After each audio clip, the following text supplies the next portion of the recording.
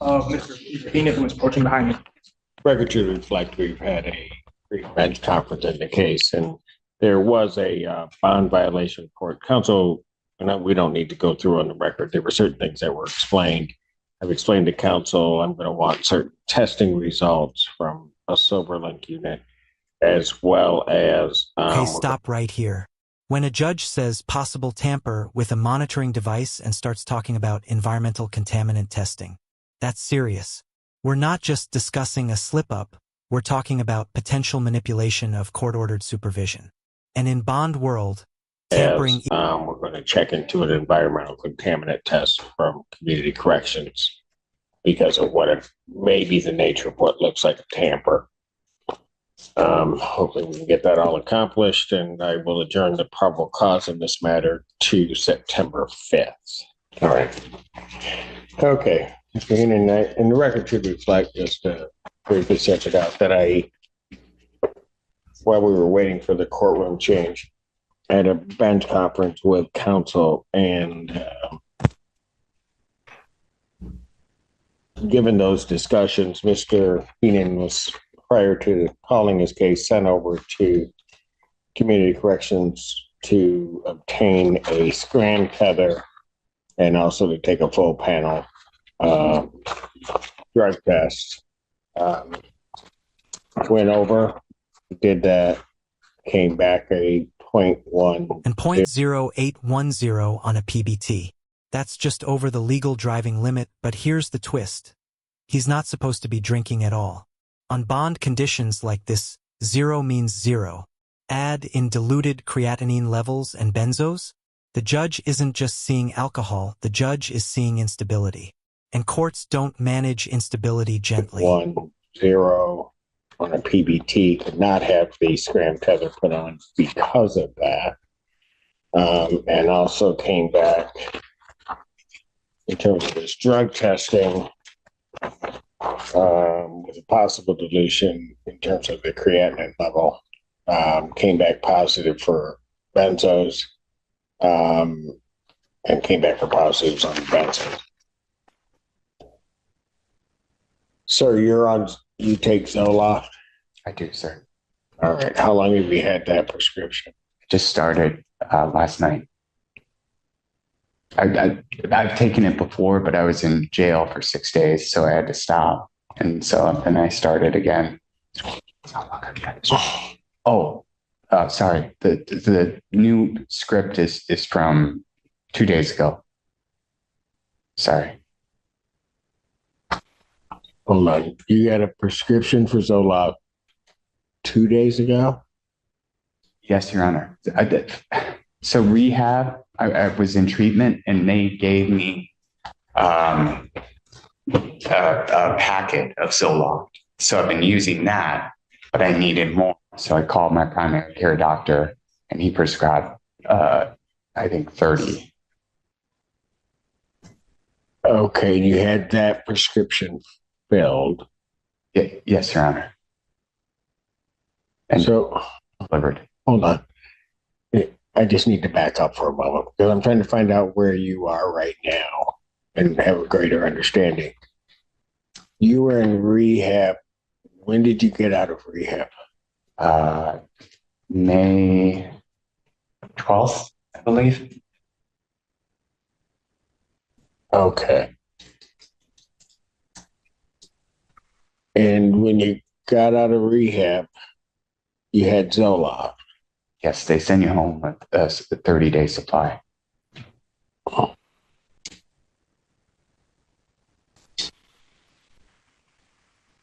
And so at some point, then you ran out. No, I still have some, but I needed to call my doctor anyway and tell him about this. And so I asked for a refill. Okay. All right. Where were you in treatment? West Palm Beach, and it's called Hanley. It's a very good treatment center. To what? A very, very good treatment center. How long were you there? I was originally 30 days, but I extended to 45 voluntarily. Was there aftercare that was to follow that? There was. So I have a therapist. The University of Michigan IOP can't take me for 6 months because I missed Okay. an appointment, and that's Because you missed an appointment with them? yes, and that's their policy. Yeah. So since you missed that, have you been doing anything? Because you were supposed to go and do intensive outpatient, Yes, right? So at the point that you're supposed to go into intensive outpatient, you find out that you can't get in at U of M. What do you do? so I have SoberLink, and my kids have a GAL. So I'm required to do multiple AA meetings a day. Okay, but I get that. But in terms of an IOP, I mean, oh, sorry. But go ahead if you want to try. If the answer is not taken, then it is good. Oh, I've reached out to Brighton. They have an IOP program. It's on Zoom now. And I think get enrolled. I can. Well, no. Here's what I'm trying to figure out. All right. And so I'm asking you these questions for a reason. I'm not asking you to try to trick you into anything. I'm just trying to figure out, like I said, where you are. Sure. So you get out of treatment. Part of the aftercare on the treatment program that you're in is that you were supposed to get yourself into an IOP, right? Your Honor, that was part of the condition. Also, the SoberLink and one AA meeting a day. Hold on. On whose condition? Oh, the treatment center's recommendation. Okay. You got me a little bit lost here. You go into the treatment center in Florida. You come out. This is the turning point. The judge is mapping the aftercare plan step by step, and what he's really asking is simple. When things fell apart, what did you do? In recovery cases, effort matters. Courts want structured accountability, not improvised substitutes. Missing the IOP and not replacing it. You come out. They're basically, upon discharging you or releasing you from that, they're putting into place or give you a plan, an aftercare plan, right? Yep. Part of that aftercare plan was you were to get yourself into intensive outpatient treatment. Yes, sir. Right? Their recommendation was something here local at University of Michigan, right? Yes, sir. You were supposed to call them, but missed that somehow and or another. And then, as per their policy, you can't get in for a while. 6 months. Right. After all that happens, what do you do instead of, I don't want to put it that way. What do you then do? Nothing? You didn't get yourself into any type of treatment program. Is that right? I found a therapist, and no, I did not find an IOP. Okay. Let me just ask you, and I won't hold you to it only because I know you've been drinking, but why didn't you do that? Honest answer. Sometimes I feel like AA is more effective because I've done an IOP program before and it's on Zoom. And sometimes I feel like AA and SoberLink is more helpful, especially in person AA. Okay. Not yelling at you, but I'm just going to tell you, if you could figure it out yourself, you wouldn't be in the position that you're in right now, right? Yes, Your Honor. If it went just on your feelings of what you thought was best, we wouldn't be here dealing with this part of this, would we? Yes, Your Honor. So that's why you have other people kind of guide you as to what you really need to do. I also have a feeling that the program that you laid out for yourself, while you think effective, is actually just easier than doing the IOP, because an IOP can be difficult.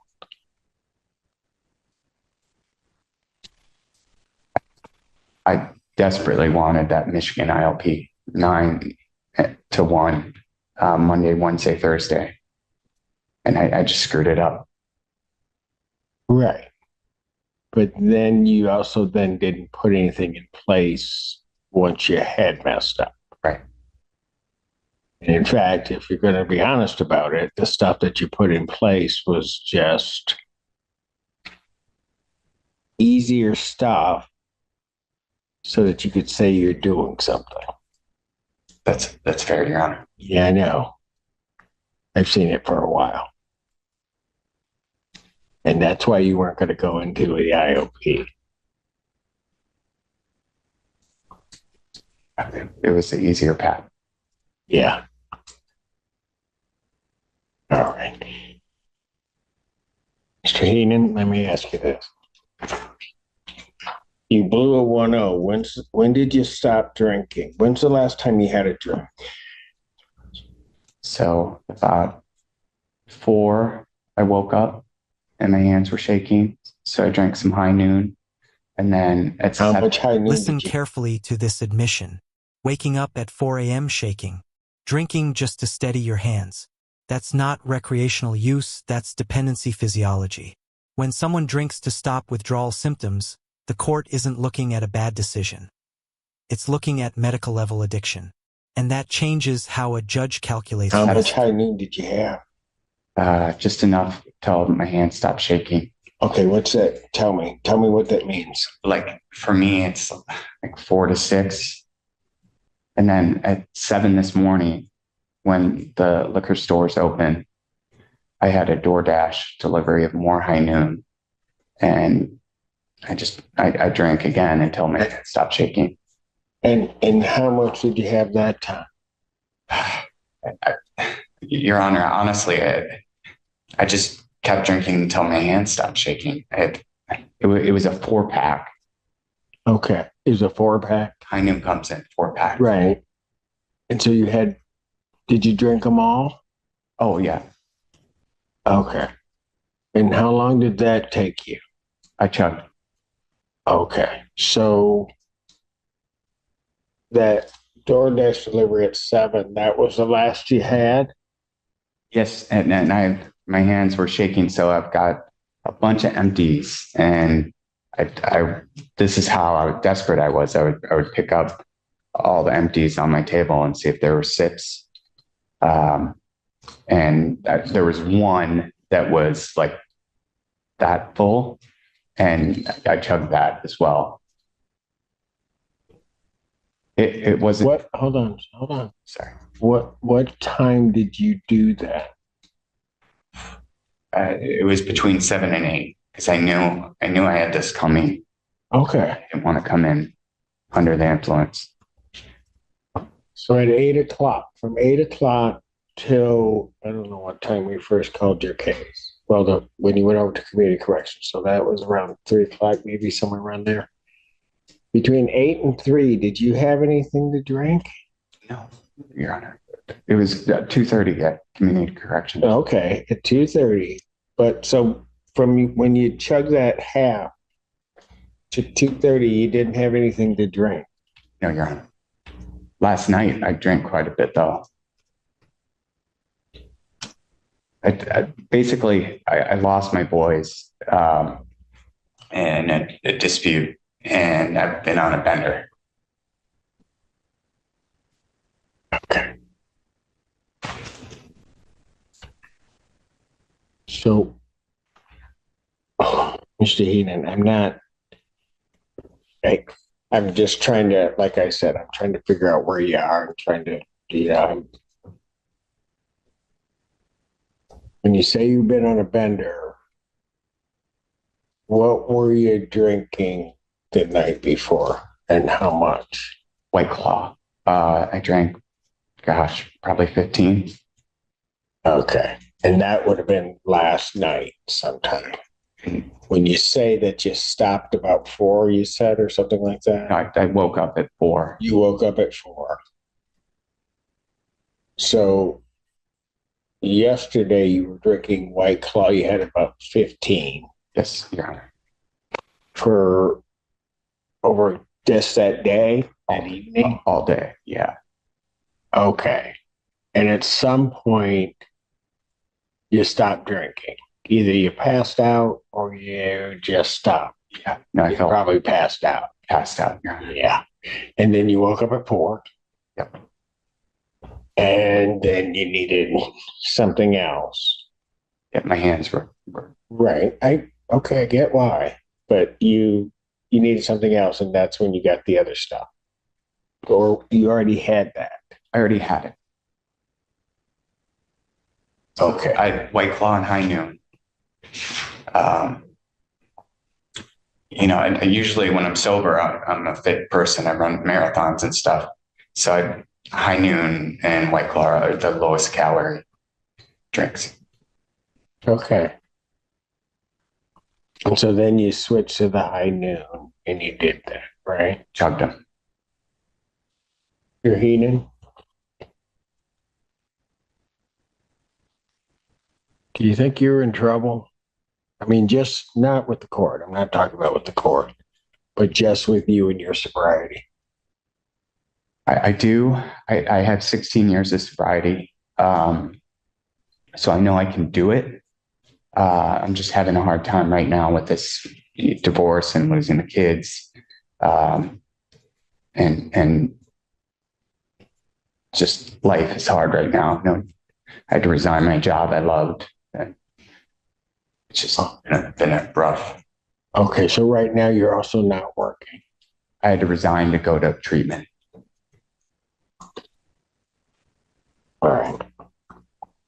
So here's Here's the part most people misunderstand.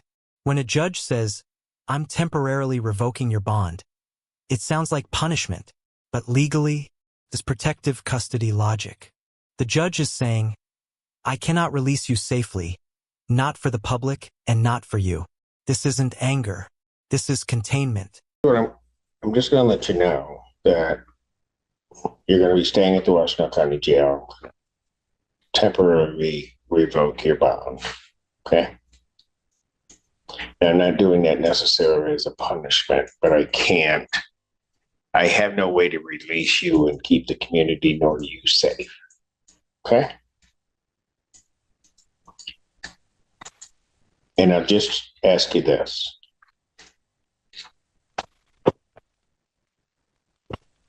You're going to come back tomorrow. Okay. And I'm going to set that for 9 o'clock or 10 o'clock tomorrow morning. When you come back, and I may ask you this tomorrow, but I want to know right now, what would you like to see happen right now for you? I would like it to scram tether and start taking antabuse. Okay, Mr. Heenan, is that what you really would like to see happen? I need some accountability, yes. Okay, but you also need some help. Right. I agree. I do have a sponsor. Have you called your sponsor? No, you haven't. Hold it. Answer my question. Have you called your sponsor? No, I was too embarrassed. Yeah. And the reason that you want the scram and the antabuse is because those are sort of easy things that I can do out of sight. Okay. You don't have to answer that. Okay. Okay, because I know what's going on. I've been doing this a minute. Okay. Between now and tomorrow morning, here's the thing that you're going to have to do. You're going to need to do the hard work. This isn't going to be easy. And you have to get in your head, because you've done it before, but you have to get in your head that there's not going to be an easy path. This is going to be a hard path for you. And I think you really do know that inside. You just don't want it to come out. People don't come to me whenever they're before me and ask me, Give me a hard way to go, Judge. They don't do that, right? So I'm not expecting you to necessarily say that to me. I'm just telling you, this isn't going to be this easy path, this shortcut. And you got to wrap your head around that, right? You just have to understand that. So we're going to try to get something in place for you because I put it this way. If I let you out right now, you don't make it through the night without drinking. And you know that. Not with a scram. I could put that scram This on you. might be the most honest line in the entire hearing. Scram isn't a magic bullet. Monitoring devices don't create sobriety. They document failure. If someone is deep in relapse, a bracelet won't outmuscle addiction. The judge knows it. He knows tonight matters more than optics. I could put that scram on you. You're going to drink. I spent. Oh, you're going to drink. Okay. That scram is not a magic bullet. It's not going to stop you. The only thing that scram is going to do, quite frankly, where you are, the only thing the scram is going to do is just tell on you. It's not going to stop you from drinking. Realize that you pounded down 15 White Claws, and then you did 4, then that wasn't enough, and you had to call somebody to bring you more alcohol. Do you think a thing around your ankle is going to stop you after that? No, it's not.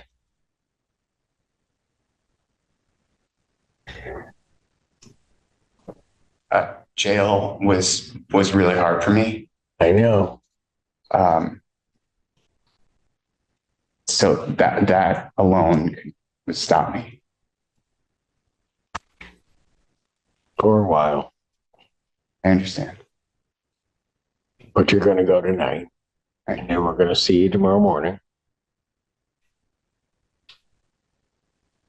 And Mr. Heenan, you'll never, or maybe one day you'll understand it.